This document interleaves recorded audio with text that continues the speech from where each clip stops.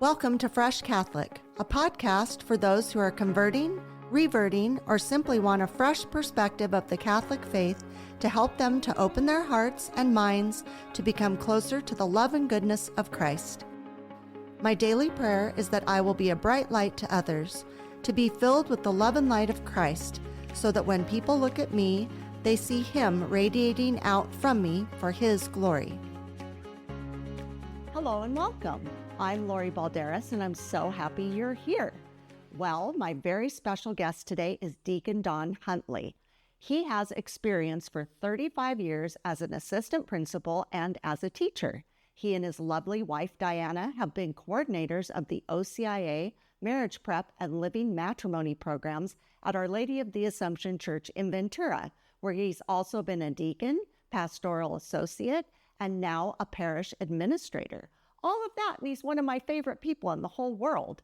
He was my RCIA teacher, and he and I do weddings together, and he was the officiant when Simon and I got married. He's here to discuss all things OCIA and to kick off my summertime series, The Path to Catholicism, in which my guests will be sharing their conversion stories. So I hope you sit back and enjoy this interview with Deacon Don Huntley. Deacon Don, you're back. It's been a while. It has been a long while. It's been a really long time. It has been. I went back and I was looking at the episodes because I want to reference those because I'd like people to be able to go back and look at them. And I was thinking, you have been missing from here in over a year. I figured it's because you've gone so big. What is it, 35,000 YouTube followers?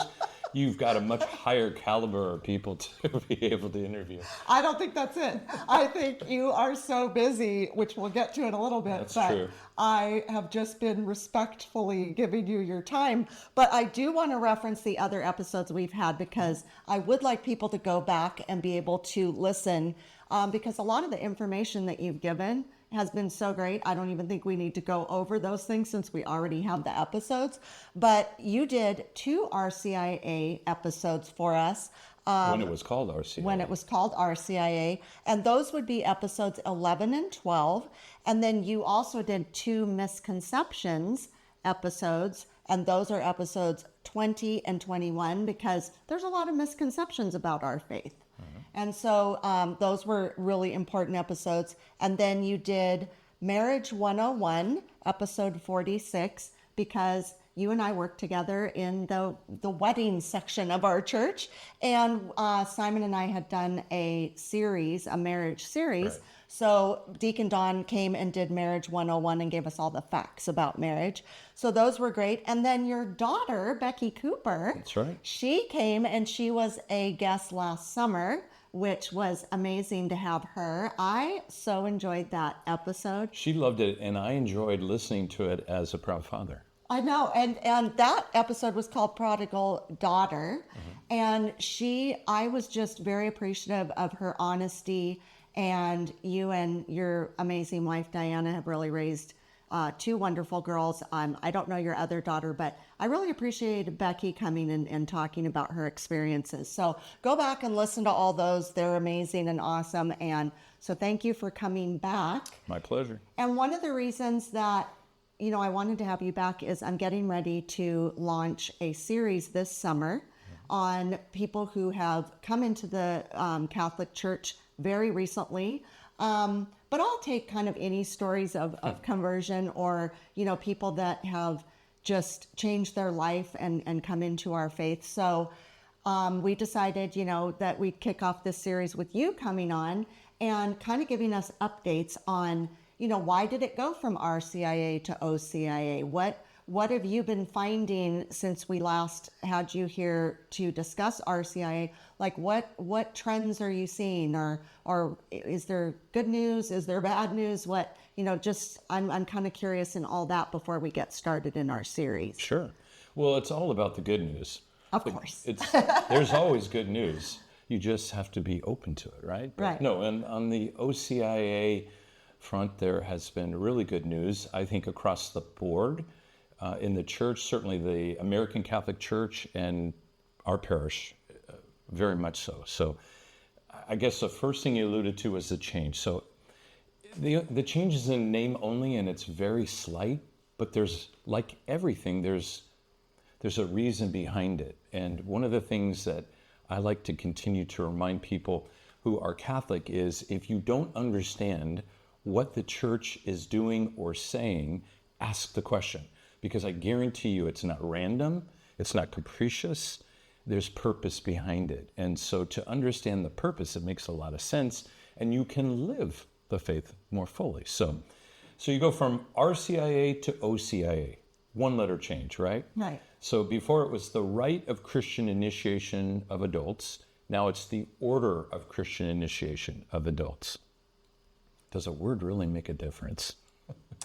Apparently so. It doesn't really in what OCIA is continuing to do. So, as a matter of fact, for some people, even asking the question of why the change, and you start getting into the nitty gritty and you can see it's like, why does this even matter? In the American Catholic Church, the bishops are saying, just call it Christian initiation then, because that's what it is. It's bringing people who are adult age and bringing them into full communion in the church. So if they're not even baptized, it's all three sacraments of initiation: baptism, confirmation, and Eucharist. For anyone who is validly baptized as a Christian, whether that was Catholic at some point in life or some other Christian denomination, valid baptism, then is bringing them into the full initiation. So that would be confirmation and the Eucharist. That hasn't changed at all. The structure, the outline really hasn't changed at all. Some of the prayers that are involved with rituals, some slight changes, but very, very slight. You wouldn't even know if you weren't, say, a coordinator doing this for years and used to hearing the prayers that are only said once a year, right, in the rhythm of the church calendar. So why Rite to Order? Well, you really want the 90-cent version? Yeah. Or the whole dollar? I don't know. You make the decision. All right. Well, we won't do the 25-cent one because it won't make any sense at all. Okay. So the word rite, R-I-T-E, not R-I-G-H-T. Rite refers to, it's paired with ritual. So it's how we do something. And a rite is a celebration, and the ritual is how we celebrate that rite, which is done for some specific purpose, all right? That's really not what happens in Christian initiation. There are rites that are built into the whole flow and the experience throughout the course of basically a year. When someone goes through this, I don't call it a process, it's really more of an experience. It's this deep conversion experience where they're responding to God's call, whatever level they're at of understanding that, being more drawn more deeply into that's the reality, that God's calling them, and they're responding to that, even if there were other impetus that were bringing them to that. And then developing the relationship with Christ by opening themselves up. And in so doing, preparing to receive His grace in a personal way through sacraments. Some of these sacraments are a ritual experience that happens once that you live the rest of your life. Baptism and confirmation.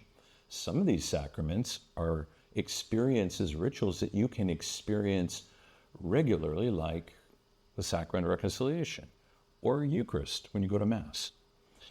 So it's more than a ritual, because it's this whole long commitment to being a part of a small faith community that for this part in their life, almost a year, they're walking this journey together.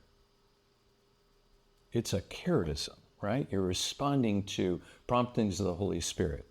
So it's like, not exactly like, but much more like joining a religious order. Like if you join the Franciscans or the Dominicans, right? These are a group of people who are discerning that God's calling them to live in a community because they have a similar charism, moving the Holy Spirit. Franciscans are known for their dedication to the poor and to peace. The Dominicans are a teaching order, right? Now there's other things, but that traditionally has been their charism, right? So it's much more like that. It would be like if, say, at some point in my life, I discerned a religious order and I joined the Franciscans. I thought about that for half a minute. St. Francis is my patron saint since my confirmation. Just a lot of things that appealed. And in that process, they accept me into that. And you go as a postulant, right? And then you go through periods of time where you take 1-year vows. But after a period of time, a year or 2, 3 year, discern, this is wonderful, but it's really not what God's calling me to do for the rest of my life. So then I leave that and take what I have received in gifts in that experience and go forward with my faith journey and whatever God's calling me to do, right? So it's a little bit more like that. So it's a period of time in OCIA. It's not, you don't live in an OCIA community for years, right? But you go through this experience. You'll have ritual experiences, the rite of acceptance, the scrutiny rites, the rite of election. These are all things that as you go through the course of the year and experience that in progression, as you get deeper and deeper and closer to receiving the sacraments of initiation, you experience these rituals. They have deep meaning. And there's a shift when you go through these rituals from one stage of OCIA to another. So that is more accurately described as a ritual. But to call the whole experience a rite, misnomer. So call it a mistranslation, perhaps, right, from the original. Everything starts in Latin in our church, right? Mm-hmm. So now the bishops in the United States, or I think all English-speaking bishops, decided to make that name change. Now, to the average person, and even those who are highly involved and maybe gone through RCIA at the time, or people in our parish who regularly participate in some way, shape, or form, even if that's attending Mass when the rites are going on, right? They're baffled. What's the big deal? Why the change of one letter? Having this deep of a explanation to most of the people in their parish, they probably would prefer the 25-cent explanation. But that's the whole reason. Right. Yeah. Well, and like you said before, what I've learned is everything that we do in the Catholic Church and in the Catholic faith does have a reason. That's right. One of the reasons I love it so much. Right. And when you said, when you have a question, ask. Mm-hmm. I think typically people don't ask. Right. And that's unfortunate because there is always an answer. I love that there's always an answer. I think I've always made the comment, if I don't know the answer, I can get the answer. I know I say that to our couples sometimes, where it's like, if I don't I say that too. Yeah, if I don't have the answer in my head, I say, well, there's an answer and I can get you one, which I love about it. But I do think, when you give an explanation, because there are the questions, but people don't really sometimes want to know the full answer. So when you get the full answer, then it makes more sense. I'll tell you, people who've gone through that experience of OCIA and it has transformed them and they live it now in their life, those who ask me and I explain that, they say, that is exactly what I experienced. There were rites, but that's accurate. I was part of a Christian community, a small faith community, and we journeyed together with the same purpose, and it had a lot of meaning. And so they said, that makes more sense that it's called that. We'll be right back. What does it mean to live a life of faith? What does it mean to live as a Catholic Christian? Hi, this is Bishop Kevin Sweeney, host of the podcast Beyond the Beacon. Join me as we unravel and discuss the mysteries of our faith, of the church, of living as Catholic Christians. Be inspired by engaging interviews with priests and seminarians, deacons, religious, women and men who live the life of faith day by day here in our Diocese of Patterson, in food pantries and classrooms and parishes and ministry. How is God working in their lives today? How is God working in our lives? Join me as I ask them and be part of the conversation on Beyond the Beacon. Listen and follow Beyond the Beacon wherever you get your podcasts or watch it on my YouTube channel. Please check the show notes for more details. Thank you and God bless you. Right. Interesting. So I was just wondering, I know Simon and I, we were creating the questions for you and everything. And we know that our church has a certain model for, our program. Does everybody have the same program, or does it vary? How does that go? I might use a different word than model, but let's start with models. So the church provides the model. So there is a whole ritual, and it's called a ritual. It's actually a book. It's a good-sized book that gives the guidance for everything OCIA.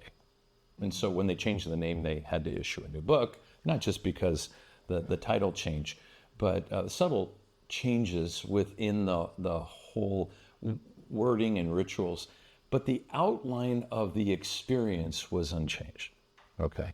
So if you want to talk about the model set on what the church has put forward, which is recapturing how adults were brought into the church in the early church.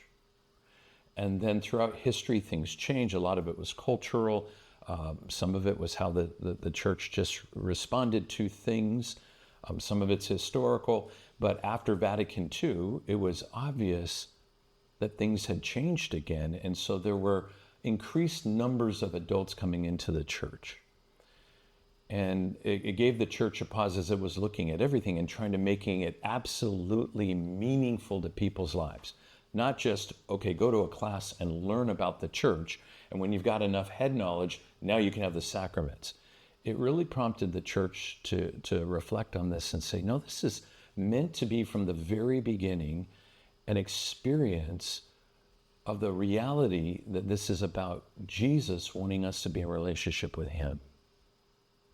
And so the more that we're drawn into that reality and that mystery, the more when we prepare adults to enter into that, or as I said, respond to what's happening inside them, we have got to do it in a way that's meaningful to them in their adult experience. Not just a correspondence course. Yeah. You know? Hang on one second. I think we're having a little technical difficulty, so we're going to take a pause for one moment. What is happening at Fresh Catholic? Thanks for asking. Well, we have a weekly podcast with lots of topics and guests, and Fresh Catholic Daily, the daily Mass readings. Listen on all platforms and watch on YouTube. I also do short videos every day on Instagram and Facebook at Fresh Catholic. Like, share, subscribe, rate, and review. These are such simple ways to help us out. The other ways you can support our mission of drawing people to the faith or back to the faith are by becoming a Patreon or sponsor. Also simple, but so needed. Our website, freshcatholic.com, has an online store with merchandise, a blog, comics, and Fresh Catholic courses with educator Charles Merritt, with the Hail Mary, the Our Father, the Virtues, the Ascension, the Magi, the Visitation, the Ten Commandments, Sacraments and Grace, Sin, Advent, Angel, Lent, Typology, and even some Bible study courses. Wow, that's a lot. Please share all of this with everyone you know and join the Fresh Catholic family. And remember, be focused, be faithful, and be fresh. And we're back. I was wrong about the technical difficulty. Good thing I'm married to the producer and he loves me. So. Not technical, just human. Just checking. Okay. So I was just wondering if you have noticed, I want to say since COVID, an upswing in people showing a lot of interest in coming into the church, because I feel, I don't feel I have a super good gauge, but I have always felt like every year we have more and more people coming into the church, which I'm so excited about. And when you were talking about, you know, there's a, we weren't calling it a model, but there is a way that the whole year of OCIA is handled. Mm-hmm. And I love every time there's these different rites or these different ceremonies or these different things, because it takes me back to when I was a part of that. It gets me really emotional and teary-eyed. And you and Simon are usually at that Mass, because it's the 11 o'clock Mass at our parish. Yeah. And I absolutely love that, because it does just remind me of the reasons I came into the church, into the faith, why I love it so much. I love nothing more than I'm getting chills just thinking about it. I love looking at their faces. I know pretty much how they're feeling, and then I know what they're taking on is just going to change their life for the better. It's like the best thing they're ever going to do. And you haven't met them yet, but you have an immediate connection, and it's real. Absolutely. Yeah. And I think that most of the people in the church, you can see the warm the warmness and the beautiful expressions on everybody's faces, and it's so genuine. It's not like something that we just kind of do and ho hum, it's this again. I look around, and I know you do that too. You look around, you can see people really responding to this. I hope that the people in the OCIA feel that love and that warmth, and I just think that's one of the most beautiful things about it. And again, it's just like, it reminds me, since I wasn't raised Catholic, so I mean, I definitely know how they feel. So they do feel that. And it's interesting because Diana, my wife, and I will prepare them for that, because they feel self-conscious, many of them, because they'll process in at the beginning of the Mass with these rites, and all eyes are on them. And so they're self-conscious. And we tell them, you know what, let that go, and just understand how grateful the people are to begin with, and how they understand, most of the people at the 11 o'clock Mass, how important it is in the life of the parish and the church, because they all know this is happening in every church around the world. Right. So whereas it's so meaningful in our parish, but it's meaningful to the whole church.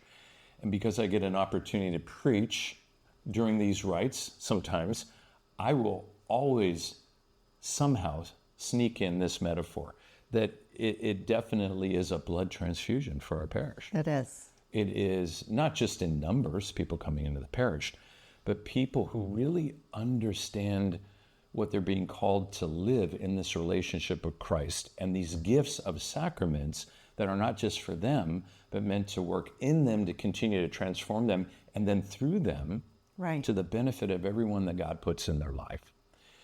So that helps them get over feeling self-conscious, but it really is, as you're saying, meaningful to people. I know people who especially will come to the 11 o'clock Mass during Lent for the scrutinies, for those rites, and they'll come to the rite of election even though they're not a sponsor or have a family member, because they know how important it is. And they're just beautiful rituals too. And then the Easter Vigil. Right. And that's another thing is, yes, the 11 o'clock Mass is when we, have these different events that are really important to be a part of. And then the Easter Vigil, that's quite an undertaking to go to that. So typically you go when you know somebody who's coming into the church. But I went last year because Sabrina McManigal became Catholic. And so I went to that Easter Vigil. Well, I don't mean this last year, the year before. But that is also something that everybody should do more than once. It's such a beautiful ceremony, I'm probably not even using the right term, but it's something to experience. And it's another one of those things that really renews your faith and renews your promises. Right. And I just think it's something that, if you have a chance, you should go to. It's a unique and a special liturgy that only happens once a year. And so whereas your Sunday Mass might be like another episode of your favorite program, right? Right. This is like your favorite movie that every once in a while you want to watch again. Right. That's a really good way to put it. That's really good. So do you feel like there's been more people coming in? Absolutely. So when the church shut down, literally shut down in 2020 during COVID, we had to figure out how to do as many ministries as possible virtually for a number of months. And the one that was meeting every week, one of them was OCIA. So we shut down for 1 week and prepped the team to do it online and virtually.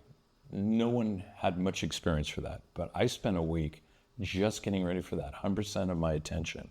What else was I going to do? It was COVID, right? Mm-hmm. And you know what? We completed the year. Now, those that year who had the experience up till that point, because it shut down on St. Patrick's Day. I don't know if you remember that. Right, yes, I do. And we put a little video out on our website explaining to people, okay, we're going to be down for a week and then we'll be ready to go. They missed the in-person. Yes. But because you don't know what you don't know, but they don't feel like they missed anything. I mean, even the retreat that we would do, the whole day retreat, The Saturday prior to the Saturday of the Easter Vigil, we did online. And Diane and I, not knowing much of what we were doing, turned our garage into a studio. And that's just she and I in there and everybody else, including the team, just zooming in. And we did our retreat. And it worked. Now, if you're on the team, you know it didn't work as well as if it was in person. But it worked for people who were dying for connection during that experience, right? So what did we find out that year? We found out that we had built up numbers to 30 to 35 for about 3 years in a row. And all of a sudden it mushroomed to, I think it was about 50 plus. And I figured it would go back down to 35 because a lot of those, actually we might have hit 60 that year. But a lot of them were from other parishes that didn't have necessarily the resources we had. And they had to shut down, and they really found it difficult or impossible to do it online. And so they knew about ours. These are parishes in the area, and we welcomed anybody. So I figured, okay, well, that's a 1 year thing, one time only, right? Well, the next year we were still in the high 40s, and then it just kept creeping up until this year. I mean, if you count all of the adults who went through the OCIA experience, and we had to adjust, that would have been, I believe, 74. Is that right? Yeah. So it was 74, 70 something. So that jumped from 60s to 74 this year. Well, with that volume, it presented a lot of challenges. For the second year in a row, we were in the much larger space, not the Santa Cruz room, but the Mulcahy Center, which can accommodate seated around tables about 200. But still, we had plenty of room in there, but making it something that was intimate and where everyone felt like they knew everyone else in the group, that was a challenge. Mm-hmm. So what ended up happening was a lot of registrations that we had around Christmas time through February, March, these would be people that are already baptized and have an experience of faith, and I would say faith community to some degree, whether that's Catholic or another Christian denomination. We ended up, they were another group, and it was OCIA adult confirmation. Now, we obviously had other people that had begun the whole OCIA journey earlier on and had that whole experience from August through the Easter Vigil. But there was no other way to do it, really. And it's interesting. So we have another team now that helped with that. It's a spin-off of our larger team. And now 2 people who will coordinate that next year because we anticipate the same thing. That's amazing. We're already seeing that in numbers to begin with. And, it is, when you're talking about, it's like, is it a problem? Is it not a problem? You just make it challenge. work. Yeah, it's a not challenge. Not a problem, yeah, a challenge. A challenge. I like that word. Yeah. So, I mean, that's great that people are coming in. So. Now, I can't say that's true for every parish. Yeah. I would say church-wide, if you look at the numbers, yes, there are more adults going through OCIA. I will, because I'm anticipating your next question, going to say the reason behind it. So the reason behind it is always the moving of the Holy Spirit, and it's Christ calling people to a deeper relationship with Him. But I would say there are some real reasons at our parish. First, this was the 3rd year that we had a year-round program. Now, we're not the only one in the United States that has a year-round program, and I don't even know the numbers. But I would say we went to a national convention, and we were sold after going to the national convention and hearing about a number of parishes that were already doing that. I would be surprised if it's more than 20%, but I don't know figures. In our area, our immediate area in Ventura County, I am not aware of more than 2. So us and another parish that I'm aware of that are doing a year-round program, right? Well, and I know when we were preparing for this episode, Simon and I were saying that we thought that was really smart, because I know when I, first came to Our Lady of the Assumption Church, and that day, which was, again, it was, in my opinion, the Holy Spirit, saying, Lori Balderas, well, I wasn't Lori Balderas then, but saying, I want you to come into this church. And it was announced, RCIA was starting. And, I was so excited, and I wanted to start, it was one of those things where I was like, when? It's starting in 3 weeks. Okay. And then I remember saying to Simon, well, let's come for the next 3 weeks, so I can make sure before I sign up. And if I would have been like turned away or said, you have to wait, it's like when you have that feeling, you definitely want to, jump in. So I think that's super smart, obviously. Well, call it smart. I would say it's because the way that we approach this, and that's the word I would use rather than a model. So our model is the church's model. Our approach is different than many parishes. So the approach is to meet people where they're at and be able to help them move forward immediately. Because if Christ is prompting them, and believe me, I do know the statistics on this, that for the average person that comes to OCIA, they have been invited this average, 7 times by different people. Wow. That means many of them are being asked much more than that. So it takes a while for people to respond for whatever reasons, and people have different stories. But as an adult, I mean, to make a commitment, because it is a commitment like that, and to commit to something where you're going to be with other people and you don't know who they are. For some people, that's not an issue, but for other people, that's a hard thing to decide, okay, I'm going to do this. Right. And so it takes time. And the way that God works in our life is very patient as well. So what we're trying to do is when people are ready, we've got to be ready for them. Right. I mean, wasn't that the model of Jesus in the gospel? Yes. Whenever he met somebody, he accepted them where they were at, and he was patient with them, but he wanted to help them move along, right? He loved them enough to accept them where they were at, but loved them so much that he didn't want them to stay there. Right. He wanted them to move forward. So that's the approach we want to take. Starts with our pastor, Father Leon, and the coordinators are in on that too. I'll tell you, I embraced that right away, but even after National Convention, Diana hesitated on this in a lot of ways for a lot of different reasons. But now that she's the coordinator, she's all in too. So, so that's a big reason. Another reason really has to do with the fact that our approach is not a classroom approach. The saying in Parish Catalyst, which is a wonderful growth opportunity for parishes, our parish went through, it's moving the things you do from rows to circles. Rows are somebody's talking at you, someone's an expert, and you are participating, but not so much in an active way, more of a passive way. Right. Okay? And when there is interaction, it's the expert with the novice, right? Circles are all about community and a dynamic of we learn from each other. And what are we learning from each other? Well, learning about the faith, you need some expertise. So there's a facilitator always in OCA. But what are we really learning? We're learning about how God's working in our lives and why this OCI experience is so important to us and why sacraments are so special, such a wonderful gift of grace. And so that has to be done in faith sharing. Really. It's the only way to do it.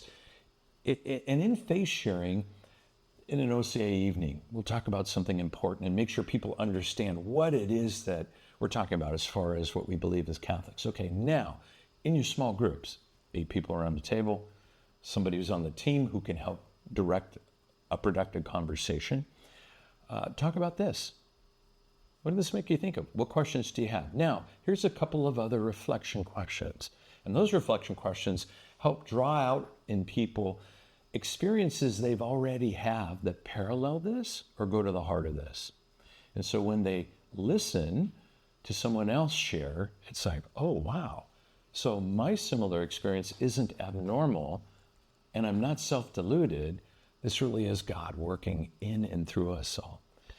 And when you can share an experience of God working on your life with somebody else, when you have to put it into words in a way that people can understand, it draws you more deeply into that relationship, that mystery, that truth of God working in our lives.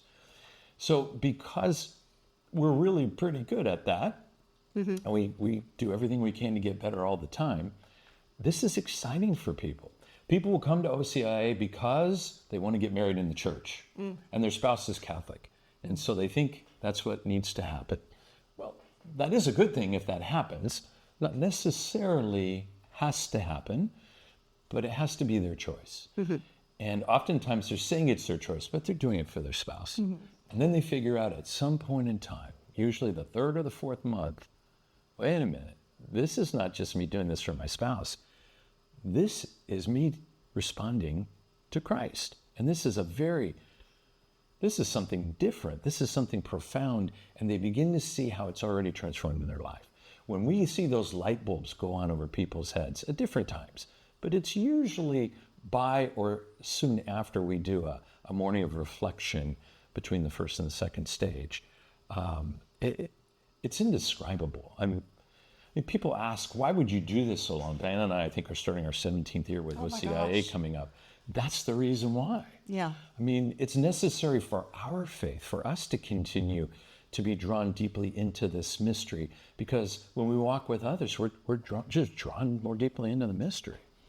So it's profound. I'll give you a third reason. It's called word of mouth. It's probably why you now have 35,000 YouTube followers, right? Some of them are going online and just checking things out. But I'll bet a lot of the people who first come to check out your podcast and then are regularly involved, it's because somebody told them to check it out. Right. And that's what happens for us. We'll tell people when we're resetting in the beginning of August, we're going to reset. The reality is we'll take people when they come. It's an advantage if you start from the very beginning. Right. But we know how to catch people up in a meaningful way. The reality is it's all about invitation. So when we do reset and we talk to the parish in the beginning of August, we make it very clear. Now's the time for you to invite the people in your life that you think might be ready. And just remember, your invitation isn't wasted if they don't respond this year. But go to those people, pray about it. But your family, your friends, your coworkers, where they've asked you questions, they've shown interest, and just tell them about OCIA. Tell them to come and check it out. Our first night is just a fun night where you come and you're introduced to people, and basically we're in a backyard and it's a summer evening, and there's a dessert bar, and it's just a lot of individuals talking, and then the last 30 minutes we give a little overview and meet the team and answer questions. And so it's a question answer thing, and it's very rare that somebody doesn't return the next week. Right. And you know, that's something I just want to back up a little bit, because obviously I went through the program. I mean, I have new listeners. I was in the RCIA program with Deacon Don. And so, you know, that was, you know, like a lot of the things you're saying, I'm definitely remembering and resonating with. You know, didn't know anybody there, you know, had no idea anything about being Catholic at all, except for what I looked at in Catholicism for Dummies. When you walked in the procession, did you feel like everybody was looking at you and self-conscious when we did the rites? Yes, but I was okay with it, because I was just so excited. I think you know, I never missed a class. I was just so wanted to be a part of We this. call it a gathering because it's not a class. Gathering. Okay. That's a team thing, but it's so that people don't feel like they're coming to class. Right. People won't come every Tuesday night for an hour and a half after work or college or whatever if they're going to a class, but they'll come to an experience where even if they're tired, by the time they're done, they're excited. Right. And like you're saying, the things about the rows and the tables and having somebody, you know, like one of the things that I remember distinctly was going in. At that time, you had a team, but you were basically doing all the classes when I was there. Facilitating most of the time. Right. And so I just felt like, oh, this guy, he knows what he's talking about. I was just like a sponge, taking it all in. I wanted the real facts. I wanted to know, like people would ask you questions, you had an answer. I felt good about that. We would go in the tables. But now when you're saying like there's a facilitator or like a team member at each table, I think that's great, because all the people coming in are, they don't know what's going on. They, it is a little bit scary. You are trying to take in so much, but I always felt it was, you could bite off each class. Like you didn't feel overwhelmed with like, oh my gosh, this is so much information. I'm feeling frazzled. It was more like you even gave us like, which I love this because I love to be organized, but you had the whole year where I knew what was coming up, and I thought, oh, this is going to be, every week I was like, oh, this is going to be really interesting. And I think that, having the team, I think is great. I think, like you're saying, making it a gathering where people don't think, oh my gosh, I have to go to this hour and a half thing, and it's going to be awful. I personally know that that's how you handle OCIA and the marriage prep. I know that the brides and grooms, the first question when I meet them in person, I say, oh, have you started marriage prep yet? And they say yes. And I go, do you love it? Because everybody loves it. They're like, we do. So I think that that's a really good way to get people involved. But I do just, everything you're saying about like people coming in, I think they're excited. Obviously this is a really important thing they're taking on. It is a lifestyle. And I think, I think it's interesting, like you're saying, where people get invited or they come, they're a little hesitant. But I think once they do kind of like come in, it's just such a beautiful faith and religion and experience. And it, I know when I started RCIA, Simon came as my sponsor. He was hesitant. He had been turned away from the church. But I think that, he got pulled in, not in a bad way, but he was just drawn in, and then now, of course, now he's very devout. So I just, like you were talking about the brides and grooms, and, I think they maybe start off a little hesitant, but then they just see the beauty and I do think the Holy Spirit works through And every year, a number of brides and grooms, one of them is going to go to OCIA for one or more sacraments. And I always invite the other fiance to come. And when I explained it to them, I said, okay, come to marriage prep. And if you think that's good, then consider coming on Tuesday nights. And what it's going to end up being for you is marriage prep on steroids. Mm-hmm. Because the two things together helps a couple grow together more in the faith, because both of them are growing in the faith. And I don't care what your experience is or how old you are as a Catholic, if you go to OCIA, even if you go year after year, you will be drawn more deeply into the mystery and you'll come to a deeper understanding. Our faith is so rich, I'm learning all the time. Right. So the reality is, it's going to help a couple grow closer together. Right. I said this in an earlier episode. Diana says every Catholic should go through OCIA at least once. And yes. She's absolutely right. Yes. For the reason we're just talking about. We have probably 8 facilitators now. Wow. And I take my turns. But that's good too. Different voices, different genders, different approaches.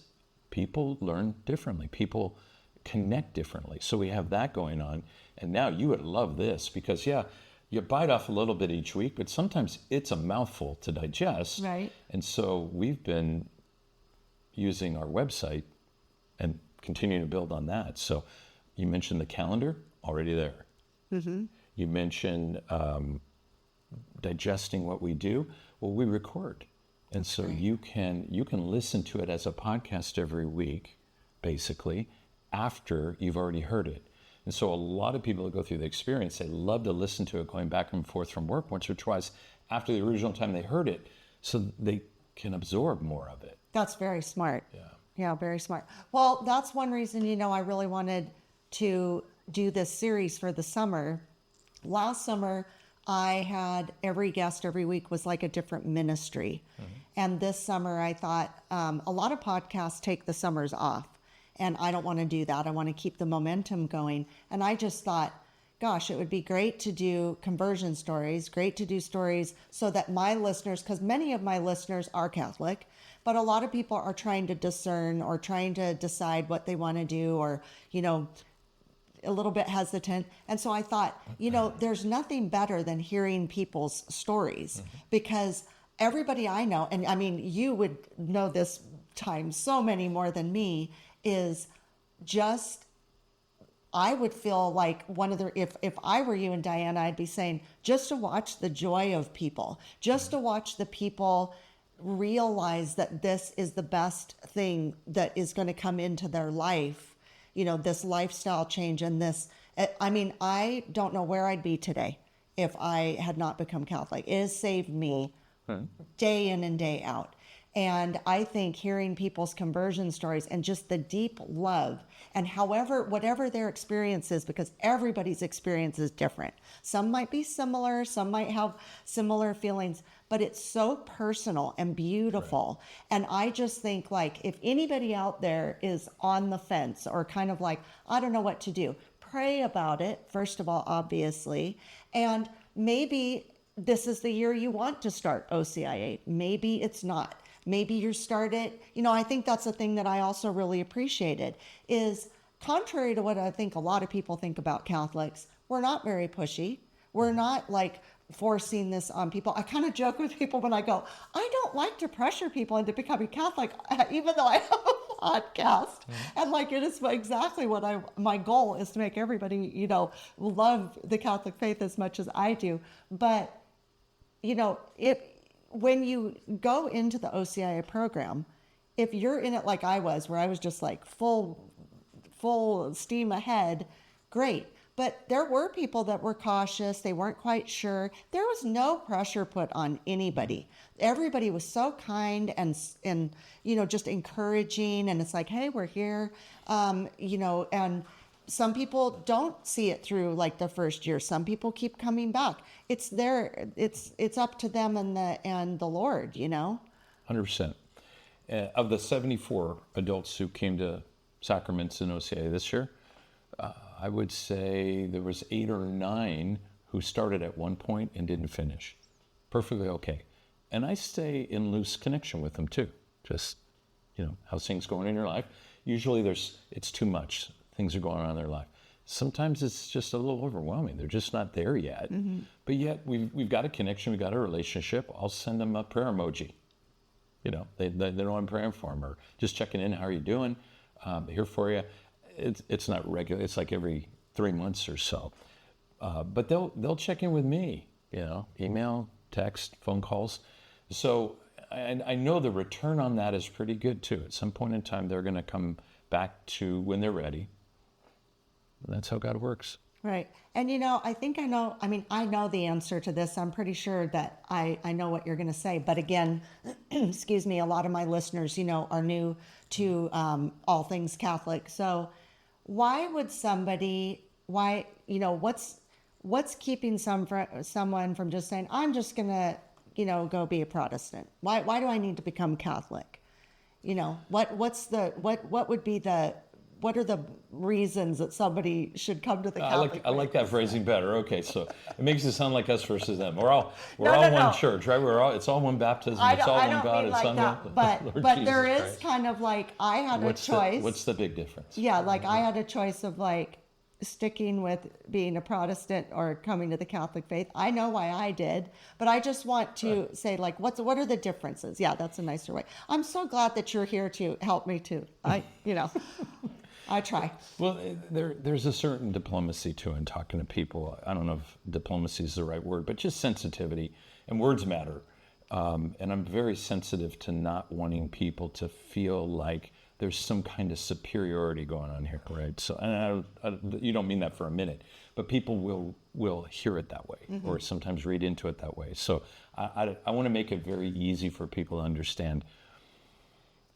Baptism is what's important, right? It's having that relationship with Christ and understanding what your purpose is in this world, and then living that purpose. And that means you'll be united forever in the fullness of God's love when you're done in this world, right? So that's what it is. And that can be found in all Christian denominations. Okay. What's the difference? What's the compelling thing? What is it that's never, for not once have I doubted looking at a different denomination? Sacraments. It's sacraments, okay? All of us have baptism. All of us are centered on Scripture. Has to be. That's how God first reveals God's self to us. All of us understand that it's about our relationship with Jesus Christ and accepting the gift he's given us, right? Not just offered us, if we're baptized, has given us through his Holy Spirit. It's realizing, and it is mystery, but it's when you be drawn more deeply into that, whether that's the fact that it's one God in three persons, right? And how we identify with Father, Spirit, Son, it's all one God. It's being drawn into this thing that we can't completely comprehend as human beings because it's beyond us, but we can be drawn more deeply. Sacraments do that in a powerful way.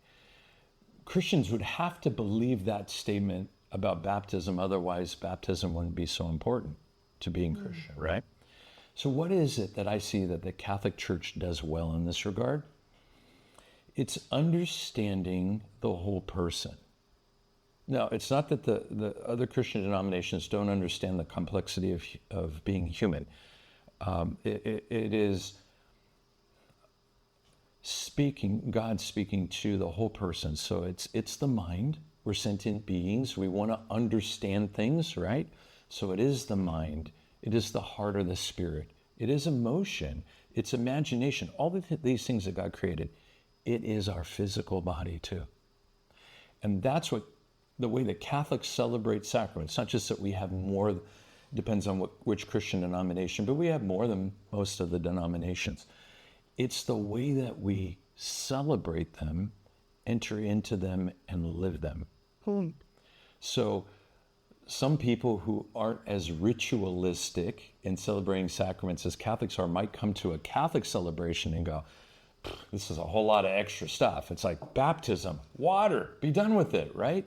But no, if you understand all of the different signs and symbols from the very beginning to the very end, all of these ways pull us more deeply into the mystery.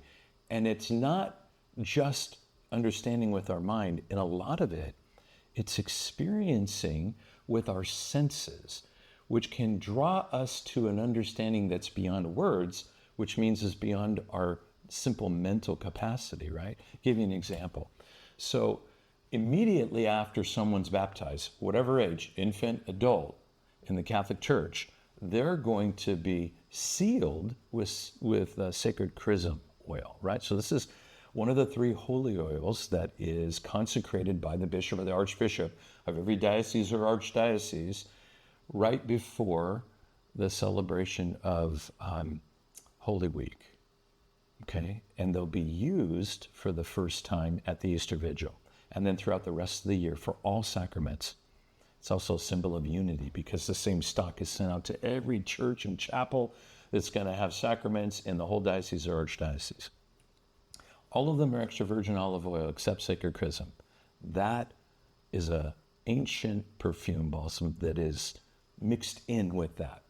So that when you smell that, it is so beautiful, it's beyond description.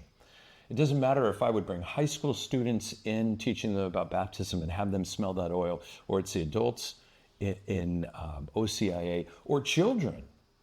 I ask them to describe it, and they all struggle with it. And it's always, it's like this, it's like that, but it's not exactly that.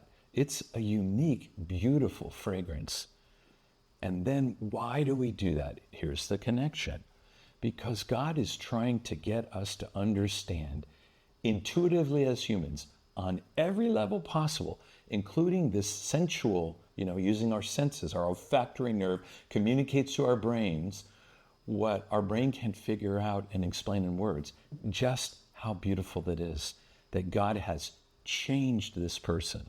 Literally, they have been reborn in water and the Spirit, and they are now God the Father's own child.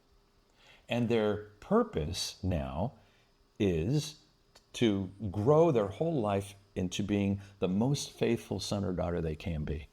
And the only way we can do that is follow the perfect example, which is Jesus, which means from the moment of our baptism, we're disciples. And that's our purpose. Whatever our unique calling in life is, profession, ministry, whatever, we all have that same purpose. And we have to be reminded over and over of how beautiful that gift is, how precious it is, and how seriously we need to live it. And so it's great that people go to baptisms regularly, hopefully, in families. But that ritual is so important that if there's just one person that doesn't know that connection, that's the reason why I will stop and explain that for people. And you can see people's eyebrows go up and turn to each other and go, oh my God. Well, yeah, that's the reason for it. And if you're lucky enough to be up at the font, parents, godparents, I'll tell the photographer to come over if they're close enough, smell this. See how beautiful that is? It's beyond, and by the way, if you touch it, you'll smell it it's powerful enough, you'll smell it for an hour or two. Oh, wow. So I tell parents, rub that deeply into your child's forehead, not just so it takes, but so that you're going to experience this for a couple hours and just how beautiful this is. What God has, you brought your child to God for this, and God has said yes. Well, and I think that's the thing, obviously I was drawn to also are the sacraments. They are so important, to me, everything in the church, because it does have a reason. I know one of the most impactful, but we're not calling it a class, one of the most experienced gatherings was when you really, explained everything inside the church. Because again, everything has a meaning, these different things, the smells, the tastes, the everything, it's just so rich. And we call that the church pilgrimage. Yeah, yes. And it's so beautiful, and it does really change your life. And again, it's not downplaying other religions or other people's experiences in their churches or anything. It's more that I do think, back before, when I always say now barely Christian, I was just kind of not knowing what I was doing. I was just scratching the surface. I just think, I kind of poo-pooed not the Catholic Church, because that wasn't even on my radar. It was more that I just didn't take things seriously, I don't think. And then once I came to the church and started in the RCIA program, I remember I just thought, oh, this is just it's so real. It's everything's so real to me.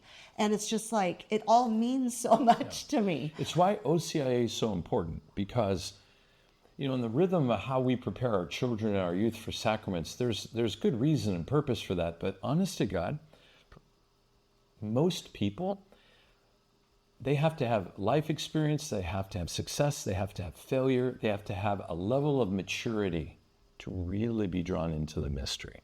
That's why OCIA works so well, because it meets people when they're finally at that point. Now, this whole experience we're talking about, the Catholic Church, I would categorize it as the Catholic Church is very incarnational.